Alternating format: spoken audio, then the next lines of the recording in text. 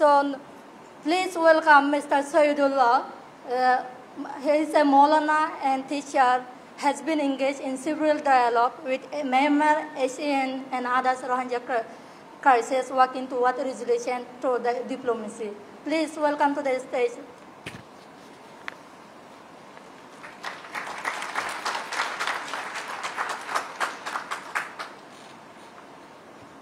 Bismillahirrahmanirrahim. Wa tu'izzu man tasha wa tuzillu man tasha biyadikal khair innaka ala kulli shay'in qadir. Ladies and gentlemen, distinguished guests, and brothers and sisters, Assalamu alaikum wa rahmatullahi wa barakatuh. I would like to express my thanks to the Bangladesh government and its people for sheltering 1.3 million forcibly displaced Myanmar nationals. Especially thanks this program organizer for on Rohingya issue. There is no secret about the Rohingya. Who are Rohingya? Where are Rohingya from? Everyone knows that.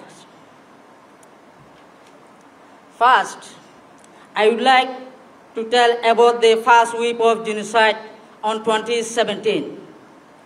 In 2017, the Myanmar security forces and Buddhist extremists violence crimes on us means this is the first wave of genocide on Rohingya. Its results, 10,000 Rohingya were killed and selected. 108,000 women and girls were raped and gang raped in front of parents, in front of husbands.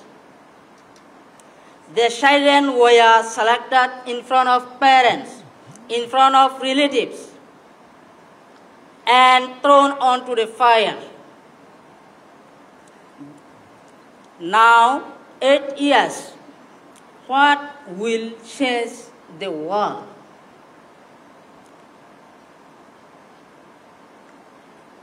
It is my question from the world community.